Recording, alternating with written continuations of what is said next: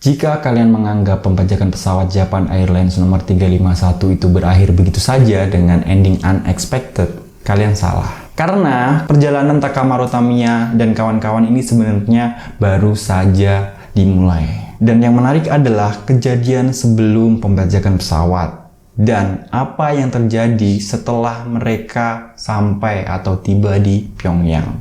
Oke? Untuk merefreshkan pikiran kita tentang kejadian ini, mari kita flashback terlebih dahulu. Jadi part 1 kita membahas tentang pembajakan pesawat yang dilakukan oleh Takamaru Tamiya dan komradnya yang tergabung dalam Yodo Gang. Mereka bersembilan dengan serampangan membajak pesawat Jepang dan mencoba menerbangkannya ke Kuba. Namun dengan alasan jarak tempuh yang terlalu jauh, akhirnya pesawat didaratkan di Pyongyang untuk keperluan pengisian bahan bakar. Namun dalam proses pendaratan pesawat di Pyongyang, pihak Jepang dengan bantuan Korea Selatan dan CIA mengelabui para pemberontak itu dengan men-set suatu skenario seakan-akan pesawat akan mendarat di Pyongyang. Padahal mereka mendarat di Bandara Gimpo, Seoul.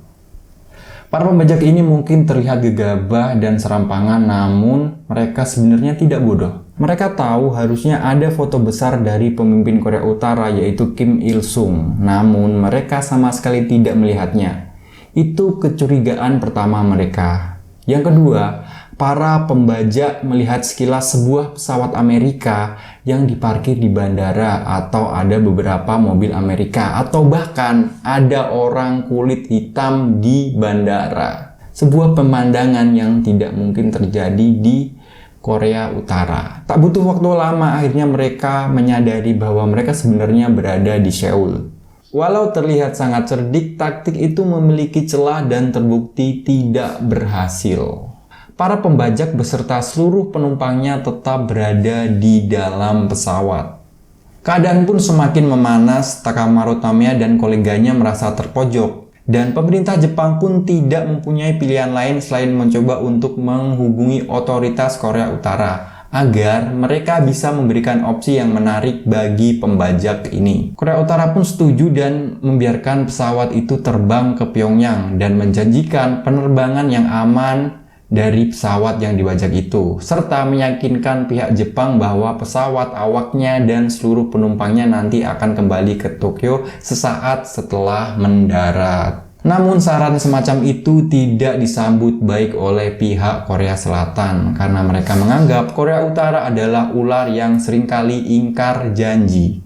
Alasan itu bukan alasan yang tidak berdasar lantaran 2 tahun sebelumnya Presiden Korea Selatan yang bernama Park Chung-hee hampir dibunuh oleh pasukan komando Korea Utara. Jadi sulit untuk menyalahkan Korea Selatan atas ketidakinginannya bekerja sama dengan Korea Utara. Pihak Seoul teguh berpendapat bahwa pesawat tidak boleh meninggalkan Bandara Gimpo bersama para sandera. Mereka menuntut semua sandera dibebaskan dan setelah itu pesawat akan diizinkan terbang ke Korea Utara. Keadaan menjadi sangat sulit bagi pihak Jepang dan mereka harus membuat keputusan yang menyenangkan semua pihak. Setelah melalui berbagai pertimbangan, sebuah kompromi akhirnya tercapai. Para pembajak itu setuju untuk melepaskan semua penumpang. Dengan gagah berani waktu itu Menteri Transportasi Jepang yang bernama Yamamura Shinjiro secara sukarela ikut terbang ke Pyongyang sebagai sandera pengganti.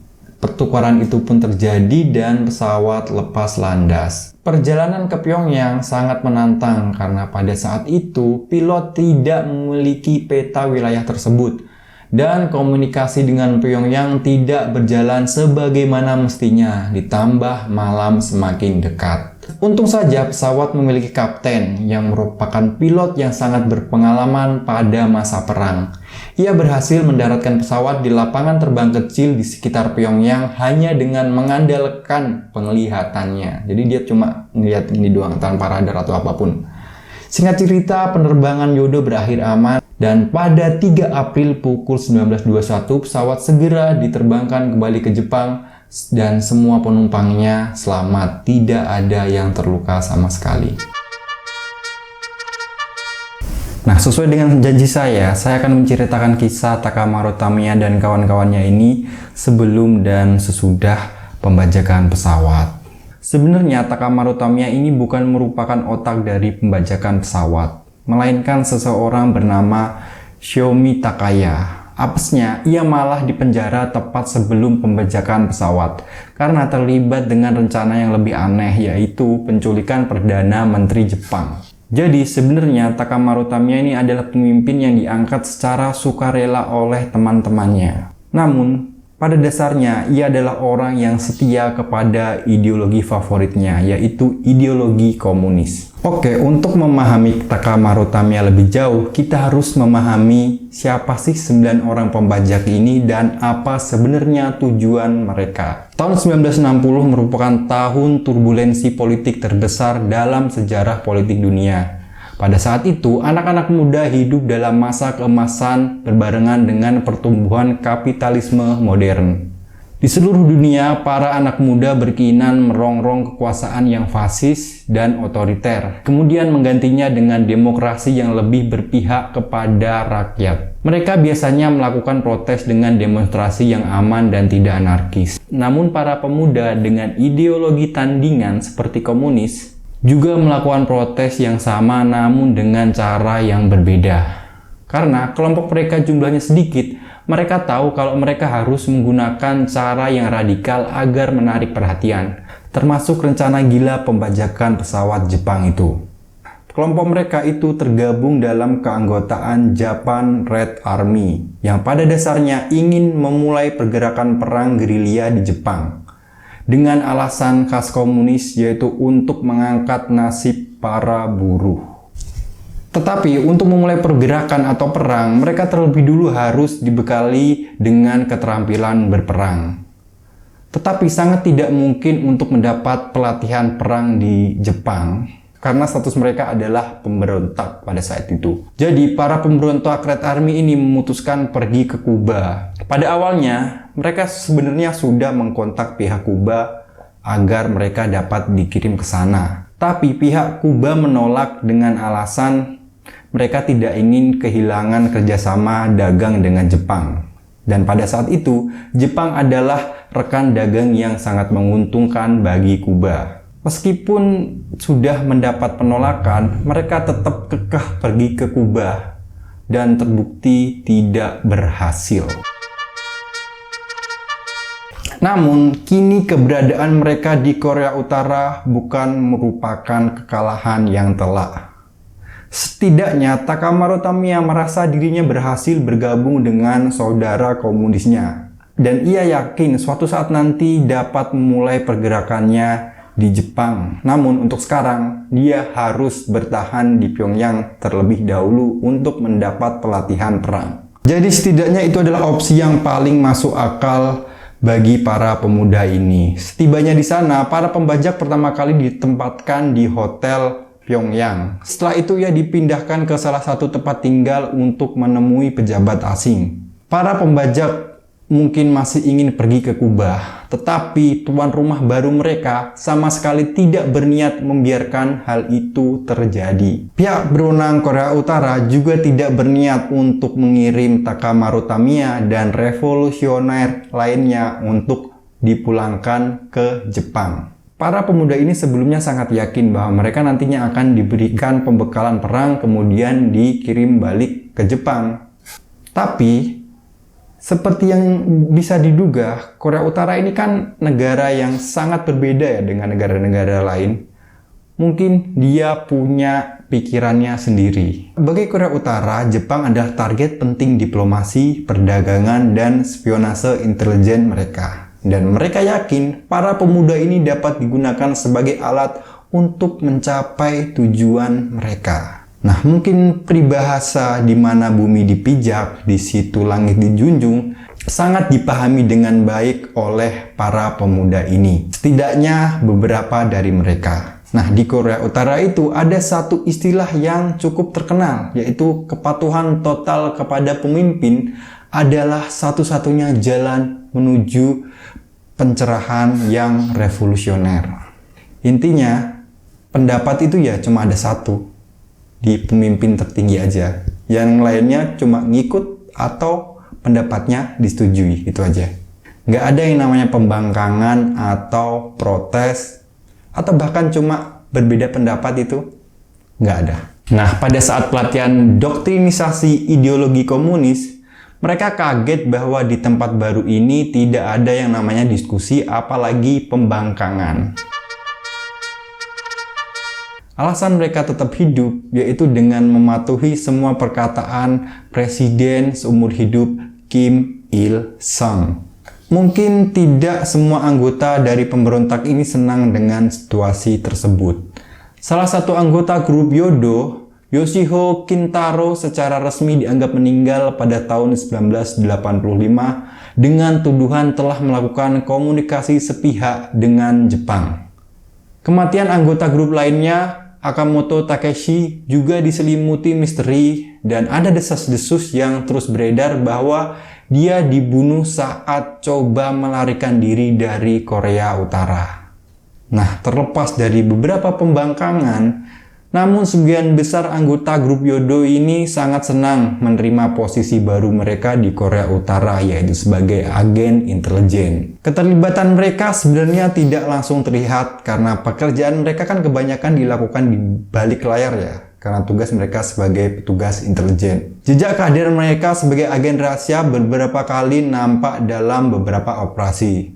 Salah satunya pada pertengahan tahun 1990, polisi Thailand menggerebek seorang pria Asia paruh baya yang diduga menyebarkan uang palsu berupa dolar yang kualitasnya sangat bagus. Tapi pria itu berhasil melarikan diri dan berlindung di kedutaan Korea Utara. Nah, di saat yang sama, beberapa hari kemudian pria yang sama ditemani beberapa diplomat Korea Utara berada di sebuah Mercedes-Benz dengan plat nomor diplomatik Korea Utara berjalan menuju perbatasan Vietnam. Ia diduga mencoba kabur. Namun polisi mengejar mereka sebelum akhirnya diblokir di pos pemeriksaan. Akhirnya polisi mengejar mereka sebelum akhirnya tertangkap di pos pemeriksaan perbatasan antara Kamboja dan Vietnam. Ia pun ditangkap dan sempat dipenjara sebentar di Thailand sebelum akhirnya dilepaskan karena tidak terbukti terlibat dalam peredaran uang palsu itu. Nah, setelah selesai ditangkap, polisi kan mengecek ya paspornya. Ternyata itu sebenarnya dia bukan warga Korea Utara biasa, melainkan seseorang bernama Yoshimi Tanaka, salah satu anggota kelompok Yodo. Nah, dia itu kemudian dipenjara di Thailand sebentar, kemudian dibebaskan dengan alasan tidak cukup bukti. Kemudian, pria itu diekstradisi ke Jepang untuk diadili atas kejahatannya dalam hal pembajakan pesawat yang dilakukannya di masa lalu. Nah, kemudian pada tahun 2002, ia itu dinyatakan bersalah dan pada tahun 2007, ia dinyatakan meninggal. Ada lagi nih satu fakta menarik, yaitu tentang perburuan istri Jepang. Namanya aja kan mereka pendatangnya, bukan orang Korea Utara asli. Beberapa aturan itu harus disesuaikan untuk mereka sendiri. Dan aturan itu sebenarnya di luar nalar. Nah, menurut Presiden Kim Il-sung, jika ingin tetap revolusi itu bertahan, revolusi itu harus disalurkan melalui darah, yaitu dengan perkawinan. Nah, anehnya, mereka itu nggak mengizinkan para lelaki Jepang ini untuk menikah dengan orang Korea Utara asli. Karena mereka menganggap bahwa gadis-gadis Korea Utara itu suci, tidak layak untuk dinikahi oleh bangsa lain, dan mereka juga menganggap kalau pernikahan campuran itu kebanyakan maslahatnya daripada manfaatnya. Jadi mau nggak mau mereka itu harus mencari istri orang Jepang. Awalnya semua berjalan biasa-biasa aja ya, mereka belum ada istri. Sampai salah satu anggota itu membawa pacarnya dari Jepang dan berencana akan menikahinya. Dan teman-temannya yang lainnya bingung dong, wah gimana nih? Kalau masalah hormonal ini nggak bisa, harus adil dong. Kalau lu nikah, aku ya harus nikah.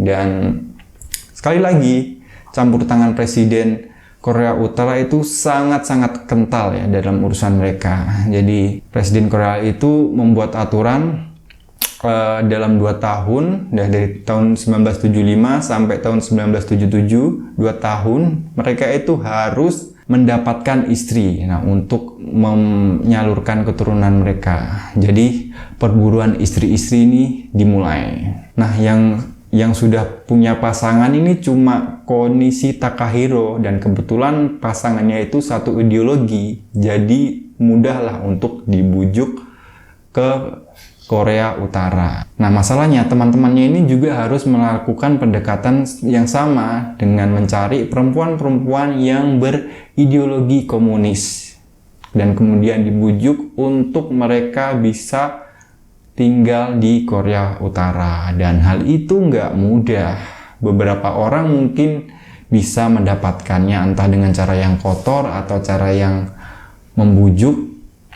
Ada yang dapat, tapi ada beberapa dari mereka ini dalam tanda kutip seperti menculik. Dan wanita-wanita dengan ideologi yang sama itu kebanyakan juga ya gadis-gadis labil yang mau dibujuk, mau dijerumuskan lah, istilahnya seperti itu. Nah, singkat waktu mereka semua sudah berhasil mendapatkan pasangannya masing-masing, dan mereka semua menikah berbarengan pada tahun 1977. Dan benar saja Presiden Kim Il Sung itu secara pribadi ikut dan menyelamati mereka. Nah, disinilah Presiden Kim Il Sung ini itu ingin menjadikan mereka sebagai keluarga agen rahasia, anjay. Dan cara itu pun terbukti berhasil. Nah, banyak sekali operasi-operasi yang menggunakan kemampuan dari perempuan-perempuan agen rahasia ini. Wanita-wanita istri dari Yodo Gang ini memiliki keuntungan yang sangat besar, yaitu mereka mempunyai 2 paspor. Jadi ketika mereka keluar Korea Utara, mereka menggunakan paspor Korea Utara, dan ketika mereka sudah di luar negeri, ingin masuk, mereka akan menggunakan paspor Jepang. Nah, salah satu contoh kisah wanita dari istri Yodo Gang ini adalah kisah seorang perempuan yang bernama Yao Megumi. Ia mendapat tugas dikirim ke Jepang untuk mendirikan kafe di dekat kedubes Amerika Serikat di Yokosuka, Jepang, dan menghabiskan beberapa tahun di sana sampai ditangkap oleh polisi tahun 1988. Dan itu satu-satunya cerita tentang wanita-wanita ini. Kehidupan sehari-hari kelompok Yodo dan keluarga mereka itu sebenarnya sangat baik ya di Korea. Mereka itu termasuk 0,01 masyarakat kaya ya, yang mempunyai kehidupan yang layak, masyarakat kelas atas lah. Mereka memiliki penjaga, babysitter, juru masak, dan sopir Korea Utara. Gaya hidup mereka juga mewah, dan rumahnya itu dijaga oleh tentara, orang keluar masuk selalu didata. Pada puncaknya sekitar tahun 2000, sekitar 30 orang Jepang tinggal di sana dan hidup berkeluarga dengan istri dan anak-anaknya. Dan mereka juga itu mendapatkan keistimewaan lainnya, seperti mendapat siaran TV Jepang saat internet masuk. Mereka juga mendapat akses internet, atau bahkan mereka mempunyai sesuatu yang sangat langka di Korea Selatan. Korea Utara maksudnya, yaitu mereka punya media sosial. Nah, kemudian pada tahun 2000-an, keadaan mereka sudah mulai berubah. Di satu sisi, para wanita kelompok Yodo mulai menjual barang-barang impor Jepang dan barang-barang lainnya. Dan tentu saja, mereka sukses dan tampak maju kehidupannya. Di sisi lain, berlalunya waktu telah memakan korban. Beberapa dari anggota grup dan istrinya itu meninggal dunia, termasuk bos mereka Takamaro Tamiya. Menariknya, hampir semua anak-anak mereka yang besar sebagai orang Jepang memilih pergi ke Jepang. Dan pada awal 2000-an, anak-anak mulai meninggalkan kompleks tersebut. Sekarang kompleks tersebut hampir kosong, hanya ada 6 orang yang tinggal di sana, sementara semulanya kan 30 orang. Jumlahnya terus menurun. Meskipun lebih dari 50 tahun kisah pembajakan pesawat Japan Airlines 351, masih banyak hal yang tersembunyi tentang apa sebenarnya yang terjadi dengan kelompok 9 pemberontak ini. Sayang sekali para anggota Yodo Group ini sebenarnya kan kaum terpelajar ya. Jika mereka tidak memberontak saja, mungkin mereka bisa ikut andil dan menjadi pendorong penting kemajuan Jepang. Namun mereka memilih jalan lain untuk mempercayai ideologi kiri. Mengabdikan diri mereka ke Korea Utara yang jelas di masa sekarang itu terbukti bukan merupakan opsi yang terbaik.